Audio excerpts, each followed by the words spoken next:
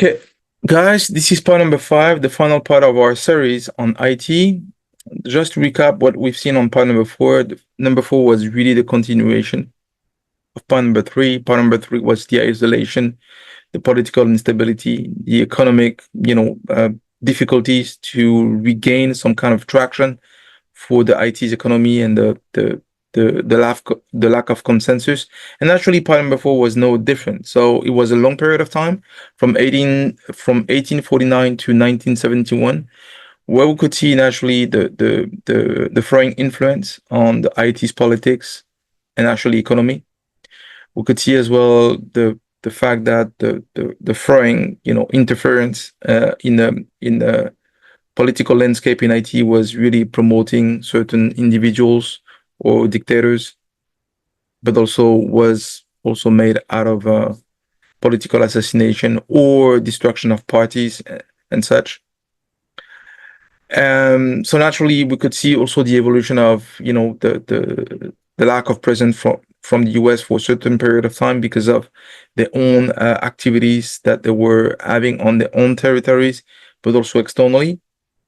And now in 1915, we could see the US occupation. And actually before that, they were stealing the gold from the national vault, from the IT's banks.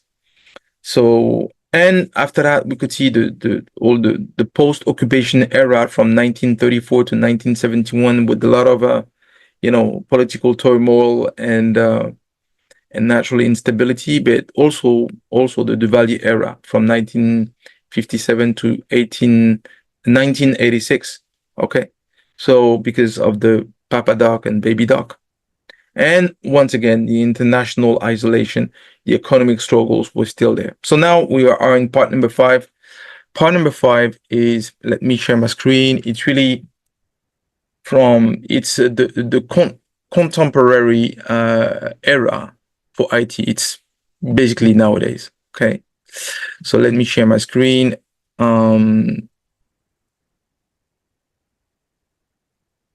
So as you can see, this is what we're gonna try to do to address the post-Duvalier era. So the post-Duvalier era was really after 1986 to now. We're gonna cover that quickly, and then I want to look into more about what is the or my truth about IT. Okay, provide some future perspectives, and we'll get into a conclusion that will be a vibrant and hopeful vision for IT due to what is changing nowadays in the political and geopolitical landscape. Okay, so let's get into it. The post-Duvalier era. Naturally, what we can say about this is that the fall of the Duvalier era was a dictatorship that was a long period of time, actually. If you think about it, that it started in 1957 and ended up in 1986. Okay, it was marked by basically a new chapter. In 1986 was a new chapter in IT's history. However, the country faced additional challenges in transitioning to democracy and addressing the legacy of autocratic rule or dictatorship rule. Okay. So naturally, once again, it was still the same when you transition, as I said, on multiple occasions.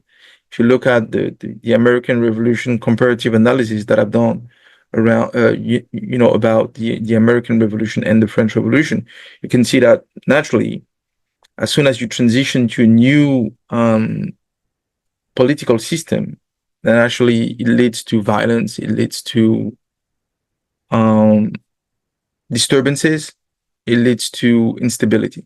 Okay, so now once again, after the Duvalier era, you can see as well political instability. IT experienced a period of political instability with frequent changes in government and the threat of coup d'etat, some economic challenges. The country continued to grapple with poverty, inequality, and limited economic opportunities, human rights abuses.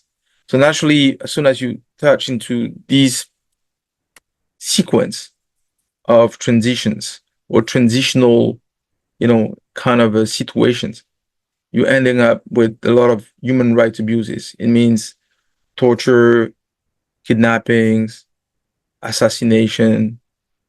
It was already the same. It was already the case under the Duvalier regime, but it was now persisting. It was like a continuation. And the country struggled to establish a culture of respect for human rights and the continuation in the political system that will be well established. Okay, and because this is naturally due to economic instability as well. Okay, but on top of it, there were additional challenges. The natural disaster, we could say, well, the disaster in 2010, Haiti is prone to natural disasters such as hurricanes and earthquakes, which have had a devastating impact on the country's development. The 2010 earthquake, in particular, caused widespread destruction and loss of life, exacerbating Haiti's existing challenges. So once again, political, economical challenges were exacerbated.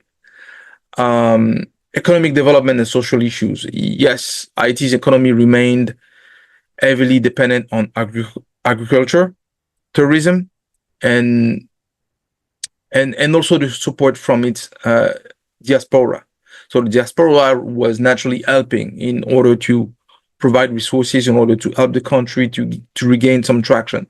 Nonetheless, it was still facing significant challenges in terms of poverty, inequality, and access to education and healthcare.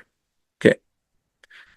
Now, having said that, this is what we've seen about Haiti. For me, who is not Asian, it's what we see externally.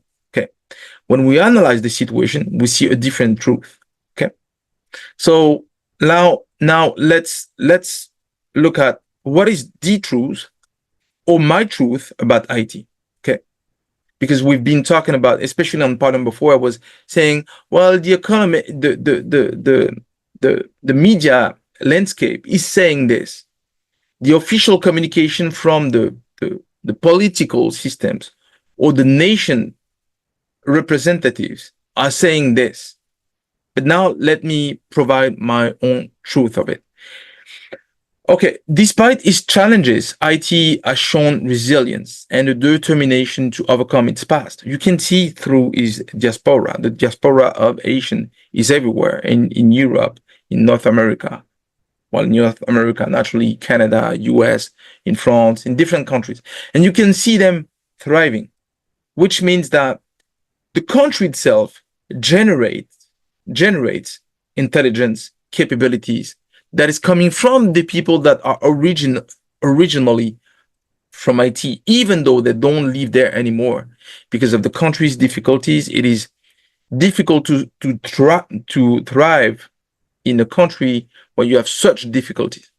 So the country has made progress in recent years with the establishment of democratic institutions and the development of civil society organizations.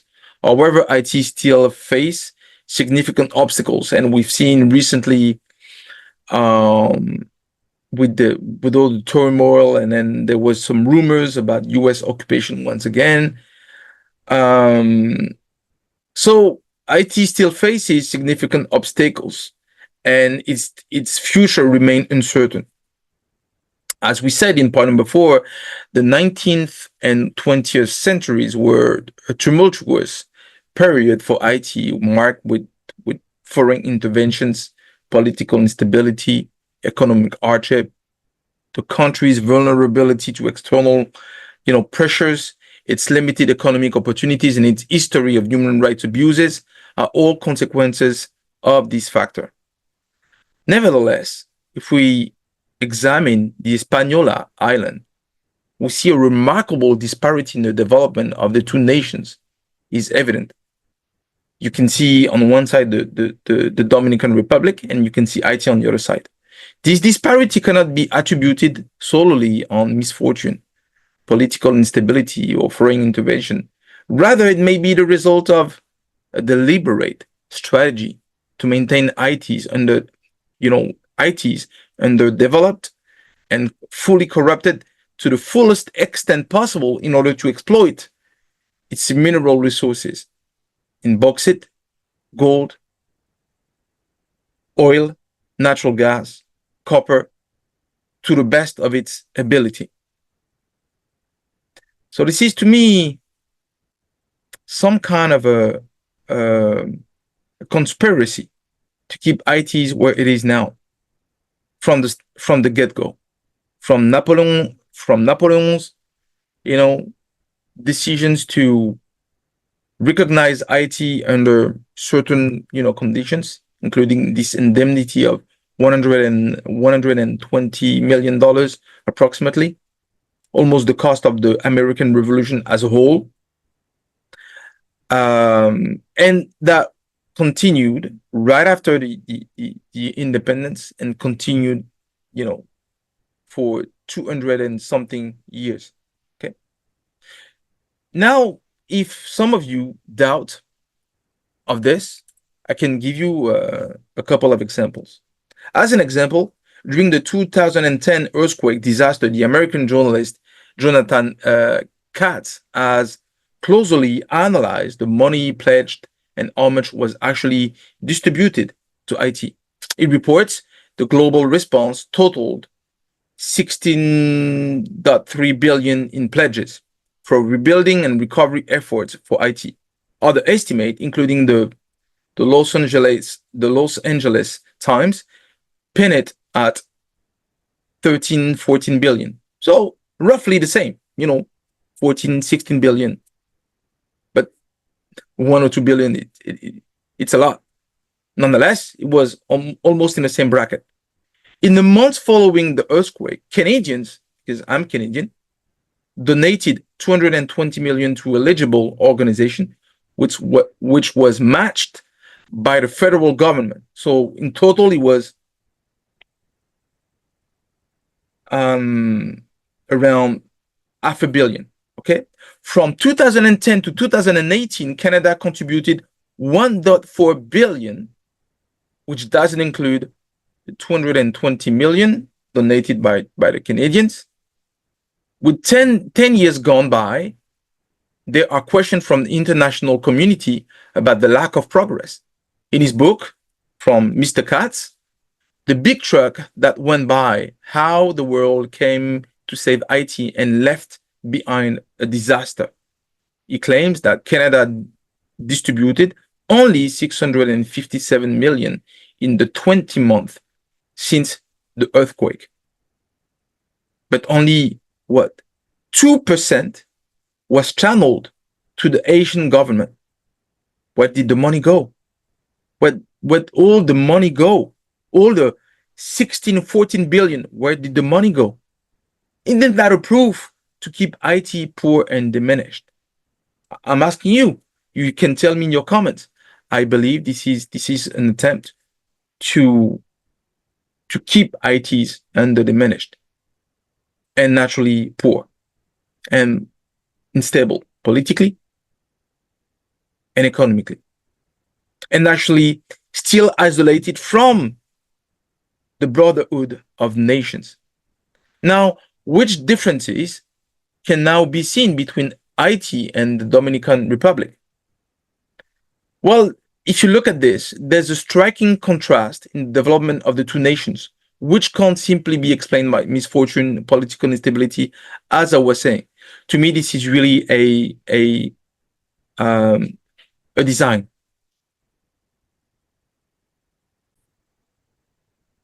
Naturally, if we look into ITs and the Dominican Republic, we can say that there are several factors that are contributing to different trajectories of these two countries, including historical legacy. The Dominican Republic, unlike Haiti, was never a colony of France. France was the worst of the worst, colony-based empire, in the world, for sure. Its history of Spanish colonial rule and subsequent independence has shaped its development in distinct ways. Economic factors. The Dominican Republic has benefited from a more diverse uh, economy with a greater focus on tourism and manufacturing. This has made it less vulnerable to fluctuation in global commodity prices compared to Haiti, which is focusing way more on sugar production and other typical element of productions like coffee and others. Political Political stability. The Dominican Republic has generally experienced greater political stability than Haiti, which has contributed to its economic development and social progress. Also, foreign investment. The Dominican Republic has attracted more foreign investment than Haiti, which has helped to boost its economy and create jobs. However, my Haiti's underdevelopment world to be a per design vision can be further explained by an article. There's an article that I will put into the description of this video. Haiti's rush for gold give mining firms a free reign over riches. The article highlights the potential of about 20 billion gold rush in Haiti. The deposits of gold represent approximately 20 billion of value. This significant mineral wealth could be a source of significant economic benefit for the country. Only an estimate. This is only an estimate, which suggests they could be way more massive than that. And this is what I'm suspecting. Foreign interest. This article mentions as well that Canadian and US mining firms acquiring permit to explore large sections of northern Haiti. This suggests foreign interest in exploiting these potential resources. Lack of control. The article raises concern about the Haitian government's ability to regulate mining companies and to ensure that the benefits of the resources extraction reach the Haitian population. Now, does this article reflect the entire truth? In my view, it reflects a part of the truth. It's partly true that there are resources, there are possibilities in Haiti, but this is only the 20 billion is only an estimate. Now, what are the main and confirmed resources in Haiti? There's an article from World Health that is revealing that there are several resources that we can expect in Haiti that are really the prime resources of Haiti. Bauxite. This is the primary mineral resource in Haiti used in the production of aluminum. Bauxite deposits are concentrated in the southern part of Haiti. Gold has been found in several regions of Haiti, particularly in the north. The estimate gives about 20 billion only for gold. Copper deposits have been also identified primarily in the north, in the northern region of Haiti. Marble. Haiti has significant marble deposit. Actually, some deposits are so old they come back, in the beginning of the formation of Earth. So actually, the deposits are extremely massive, which can be used in construction and decorative purposes. So there's a lot of potential around this as well. Calcium carbonate. This mineral is used in various industries, including construction and agriculture. So this is something that could be also useful. So now the estimate of all this, it's estimated around 20 billions, roughly 20 billion, which is not small, but is it all? Is it everything that we can find? In the in the more recent study and reports published by worldatlas.com in 2019 by Benjamin Elisha So, who estimated that Haiti might have something of a different level of scale. First of all, oil.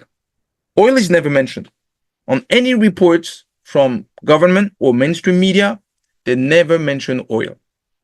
Some they estimate that oil is one of the largest reserved in the world, with about 941 million of barrels, with the cost of barrels around 70 USD per barrel. That will give an equivalent of 70 billion, if not more. And the fluctuation of the cost of the barrel will determine the estimate. But actually, this is one of the largest oil reserve potentially, and could be even way larger than that. So this is only an estimate. And natural gas. Natural gas has also been found in various places, and around 1.2 trillion cubic feet of natural gas, with a rough estimate of $9.50 per 1,000 cubic feet of natural gas, gives a global worth of 940 billion, almost $1 trillion. So you see, strangely, natural gas is never mentioned. Natural gas is a fantastic level of wealth potentially for Haiti. Gold deposits alone are estimated to be around 20 billion. Copper deposit is still getting evaluated.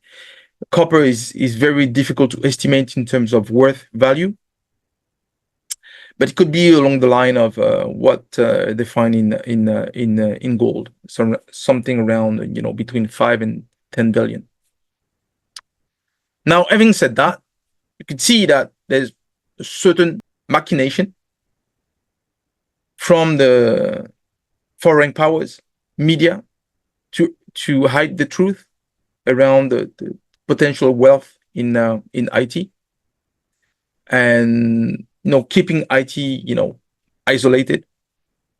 Fundamentally isolated is really important in order to exploit Haiti as per their will, and at the same time to keep political instability, violence, and then the gangs everywhere.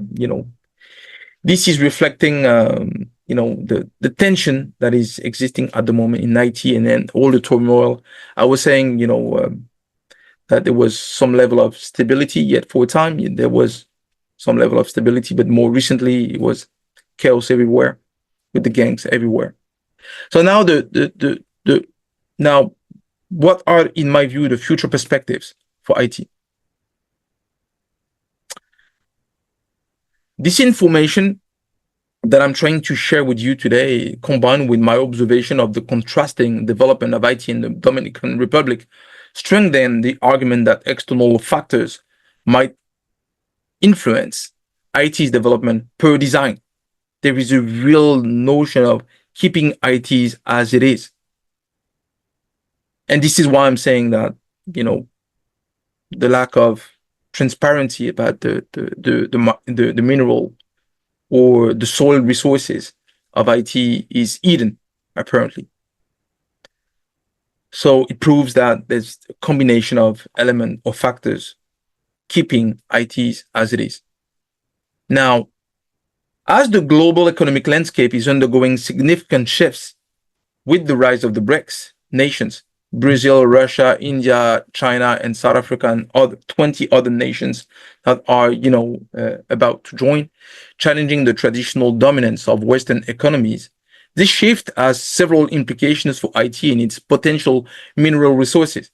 First of all, we see the increased demand for gold as emerging economies like China and India grow. The demand for gold as a store of value and for investment purposes is also increasing.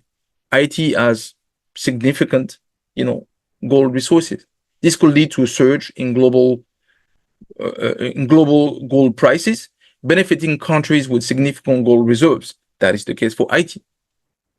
Diversification of economy partnerships. Haiti's dependence on Western economies could be reduced by diversifying its trade and investment relationship with BRICS nations. This could provide new opportunities for Haiti to benefit from the growing economic power of these emerging markets. Geopolitical consideration. The rise of the BRICS nation has led to a shift in global power dynamics. Haiti's ability to leverage its natural resources to build relationship with these emerging powers could enhance its geopolitical standing and influence. Okay, however, this is interesting. This is your first level of consideration. Now, however, it is important to note that the potential benefits of Haiti's gold reserve are contingent on several factors. And it's not only for gold, also for oil, natural gas. There are several factors to consider. Responsible mining practices. ITs must ensure that its mining operations are conducted in a responsible and sustainable manner to avoid environmental damage and social conflicts. Then in that case, they need to be supported by countries that has certain level of experience or having the diaspora people to come back in IT and support. Government oversight. The government in IT must have effective regulations in place to ensure that the benefit of mining are distributed fairly among the Haitian people and that the country's natural resources are not exploited for personal gain. And that will be the most difficult part. Because in that case, you need to change fundamentally your mentality and change your perspective about wealth distribution and not necessarily to think about your own pocket first. And this will be the most difficult part because you need people that are really structured in the mindset in order to work for the government, to work for the people, and not to work for themselves. Infrastructure development. Develop the right level of infrastructure and not through donation, but partnerships with BRIC nations. So you need to develop infrastructure. Typically, China, this is what they do in Africa. And this is typically the sort of collaboration they could have with China. Develop a refinery capabilities and transformation. Collaborate with BRICS partners to increase the value of a producer of natural resources. Crude oil can be refined into gasoline, diesel fuel, and other products. Reducing reliance on foreign markets, job creation such as engineering, maintenance, and logistics are really important. You need to develop schools or professional schools in order to develop these capabilities, or to have partnership with BRIC nations in order to form Asian people, and then to come back and then therefore they can create school in that matter. Global economic development by generating value-added revenues, attracting further and further investment from BRICS-only partners initially. It doesn't change that over time. When the climate change globally, it doesn't change that over time. Maybe Western countries could be considered to be part of that, developing IT. International cooperation. IT may need to collaborate with other countries and international organizations to develop the infrastructure and expertise necessary to maximize the benefits of its mineral resources. There are several countries in South America, in Africa, that are already doing that have developed that sort of expertise, like in Nigeria, like in South Africa. So naturally, these countries could be of help, sharing their experience, sharing the evolution of the capabilities that they gain over time, and sharing the things to avoid, leveraging the expertise of others to avoid all the downfalls, all the difficulties that they went through, right? By carefully considering these factors, IT can potentially leverage its gold resources and other resources to achieve economic development, reduce its dependence on foreign aid, and improve the lives of its citizens. And not force, but to welcome the diaspora return to help and support and to develop the countries altogether. Now, let's have a peek in the future for IT and we'll reach a conclusion. Okay. So now in terms of conclusion, what it means to me, it means that it makes natural sense for IT to consider joining the BRICS. Brazil, Russia, India, China, and South Africa, and other countries that have joined BRICS, Saudi Arabia, and some others. Here's why. Sustainable economy.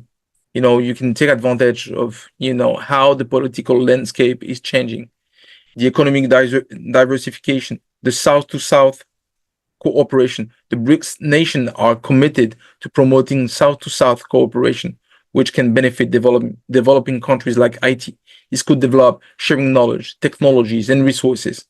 Political influence. A BRICS membership could enhance Haiti's geopolitical standing and the stop of Haiti's isolation, and to have much more influence on the global stage, because in that case, this will create a new level of United Nations, that will be under the BRICS, umbrella. The resource collaboration. ITs could potentially collaborate with other BRICS nations on the development and exploitation of its natural resources, as I was saying just before, ensuring that the benefits are shared equitably. However, joining the BRICS also comes with challenges. IT will need to meet certain criteria, such as having a strong and growing economy and a commitment to multilateralism. Additionally, the countries will need to navigate the complex dynamics of the BRICS group and ensure that its interests are represented effectively, and make sure that they have the right partnership with the right, countries that are sharing the kind of a situation that ITs went through. Overall, joining the BRICS could offer significant benefits for IT. It would require careful consideration and strategic planning, but that would be the way to go. Now, what I can see as the last element of the conclusion, this is a vibrant and hopeful vision for IT. Throughout this exploration of IT's history, the unwavering thirst for liberty and independence has been a constant theme, inspiring generation of Asian, Black, African people to fight for a better future. IT's was somehow one of the model, not the only one, because what they went through was difficult, but it was one of the model to get yourself free first. While the pursuit of wealth and material prosperity has often taken care center stage in the world, IT's journey has revealed a deeper longing for a just and equitable society, but a difficult trajectory, which has often been overlooked in IT's exceptional resilience, strength of character, and profound belief in themselves and the higher power. Despite facing centuries of adversity, the Asian people have persevered, driven by a vision of a brighter future. The recent discovery of significant mineral resources in Haiti offers a fantastic opportunity for the country to build upon its own vision and secure its economic independence. However, this opportunity must be seized with careful planning and true partnerships that prioritize mutual benefit and collaboration, and not exploitation. The spirit of iconic figures like Toussaint Louverture, Jean-Jacques Dessalines, Patrick Lumumba, Thomas Sankara, Nelson Mandela, Martin Luther King, and Amadou Hampâté-Bâ continue to inspire us to strive for a world free of prejudice, racism, discrimination, manipulation, and hatred. Let us embrace the value of love, acceptance, and forgiveness, while remaining vigilant against the forces of division and exploitation. So, my friend Richard told me, when we were talking about this series of video I'm doing on IT, he said, "No, we need to continue. We need to fight, but we can never forget and forgive." And I disagree. I said to him, "I disagree. I believe we need to think ourselves as a human brotherhood, regardless of the color. I personally don't care about the color. I'm half white, and I'm proud to be half white, half black, because I'm seeing the world not as a divisive place. I see the world as a common place for everyone to exist, with everyone where we can share something all together. This beautiful and magnificent planet that we have of ours, that is full of diversity, that is full of richness, different rich cultural background, different food, different music, different perspectives in lives, different, and to me, as I said, my brother on the Jewish side, and my brothers on the Muslim side, my brothers on the Christian side, all of them, all my brothers, they are not separated. They are only separated by their mindset and not by who they are, because we're all humans. We all share something with that planet. We should take advantage of it as a real brotherhood. Now, unfortunately, we are still under the machinations and the manipulation of Satan, leveraging racism, discrimination in order to divide us. But we need to clean all of that disease in order for us to be real with one another, to be a real family once again, because we were in the past, but we forgot it. It's so ancient. It's so back in the past that we don't remember that. But we were once a family, and we were now divided for wealth accumulation and money and power. But now together we can create a world where people of all backgrounds can work, live, collaborate together in harmony, building a better future with not the sense of wealth accumulation, but a sense of partnership, sharing, friendship, love, and acceptance. And building a better future for generations to come. Because we can do whatever we want. We can accumulate all the money of the world. When we die, we don't bring even a cent. We don't bring with us anything. We leave everything behind us. Not even a sock on our foot will stay on. We'll leave entirely, bodiless. Totally, the soul will continue its journey, but the body itself, all the accumulation of wealth, will stay here. So we fight for things that have no freaking value. The only value that will leave is our children, the generations to come. So everything that we do in life, every day, every decision that we're making, this is for them. This is not for us. I'm reaching a certain age to say that. Maybe when I was 20 years old or 30 years old, I was not thinking like that. But now I'm getting older. You see the beard.